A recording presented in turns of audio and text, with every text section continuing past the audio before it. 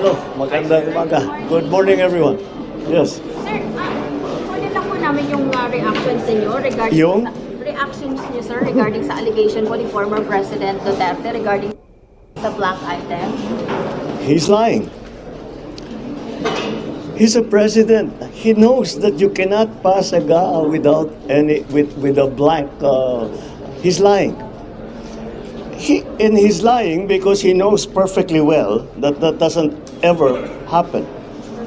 Sa kasaysayan ng buong Pilipinas, hindi pinapayagan na magkaroon ng item ang GAA nang hindi nakalagay kung ano yung project at saka ano yung gastos, ano yung pondo.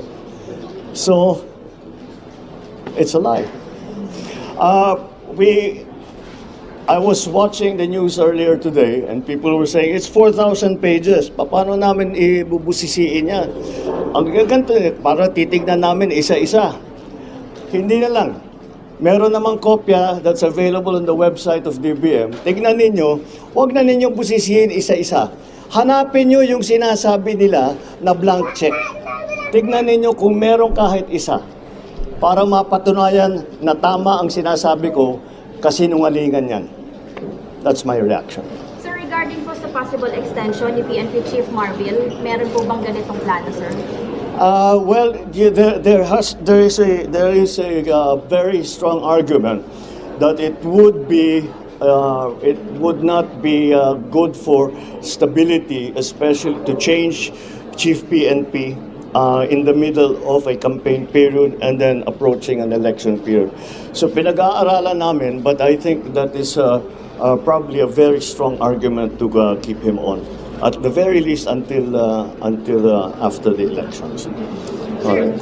Sir, may recommendation po ang MMDA to shorten yung pasok sa government agencies sa Metro Manila to ease the traffic from 7 a.m. to 4 p.m. Yes, I saw that. Well, we're studying it. If it works, we'll do it.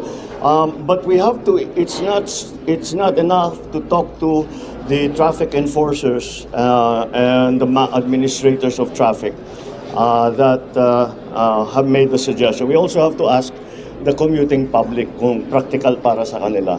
So if it turns out that everyone agrees to it, then I cannot see why it will be a problem.